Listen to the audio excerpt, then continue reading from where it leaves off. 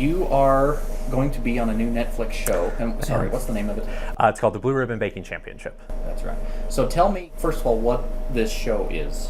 It's a one of those contest baking shows. Right. So it's a baking reality show is what they call it.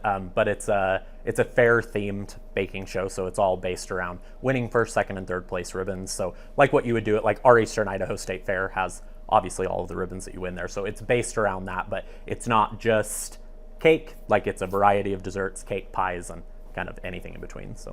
And the show premieres on Netflix Friday? Friday, August 9th. So next Friday. Can you talk about how you were selected? Yeah, absolutely.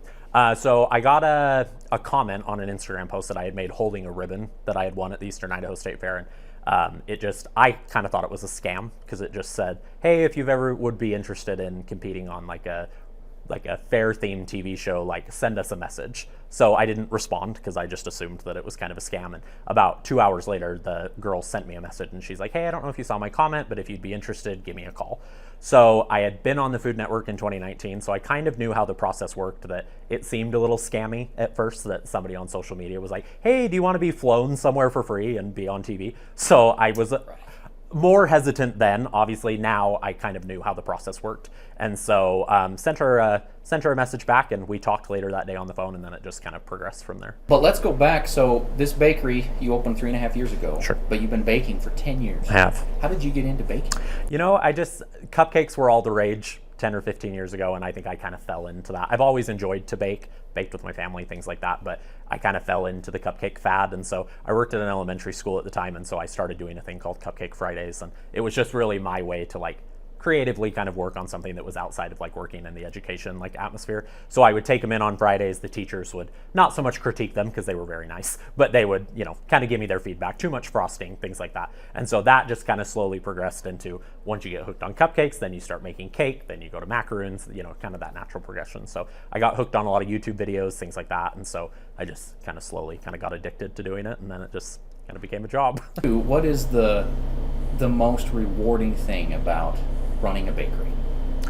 I'd say probably the creative outlet is probably like the best part of it for me. Is like a lot of jobs you're going in and you're doing the same thing every day. And I realize that, you know, everybody has different aspects of their job that we do. But I mean, I'm coming in on Monday and, you know, we're making a SpongeBob cake. And then on Tuesday, it's something else. And then on Wednesday, it's a wedding. And then Thursday, it's just macaroons. And then the next day, it's Portneuf Hospital orders cookies with their logo on it. Like, there really isn't ever a day that I'm coming to work and it's the same every day.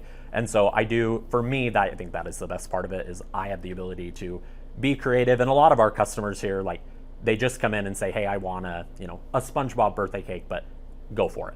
Like, they don't say, hey, I want this. And some people do, obviously, but most people know that, like, my creative outlet is kind of like, you give me your idea and I'll kind of run with it. And I always make the joke to people, I'm like, if you give like creative people like the freedom to kind of go with something, you're going to get a way cooler product than if you're like, it needs to look like this with this exact color and this shape.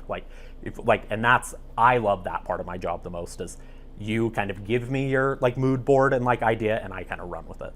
So for me, for sure, the creative outlet is definitely the best part of it. People can tune in to find out how you did, and contractually you can't tell me how you did. Correct. I want you to do that because that would spoil the whole thing. Right. But for you, what was the biggest takeaway being a contestant on this show? You know, when I went on the Food Network in 2019, I left. I was very disappointed. I did fine. Like, I didn't have like a horrible experience. I didn't win. Like, last minute my thing tipped over, and like for months it was very that like impostery syndrome of like, maybe I shouldn't have gone on there, you know, maybe I don't have the talent to do it. So for a long time I really struggled with like, I would never go back on TV. People ask all the time like, hey, would you ever do TV again? And here in the bakery I have like a display case that has like my Food Network stuff in it. And so people ask a lot like, oh, go do TV again. And for me, that was never an option, because I was like, nah, like, you blew it. Like, you blew your chance, kind of. And so when they called and said, hey, like, we watched your Food Network episode, like, we'd like to have you come back and do like not come back, obviously, because it was a different production place. But it was, for me, I think the best part is I knew going back, I had a redemption moment. And I'm not like a super competitive guy. Like, I don't really enjoy that. But I knew, like, most people don't ever get the opportunity to do this. No one gets really the opportunity to do it twice. So I thought, I've got to run with it. Unfortunately, you can't be super prepared for a show like this because you don't really know what's happening.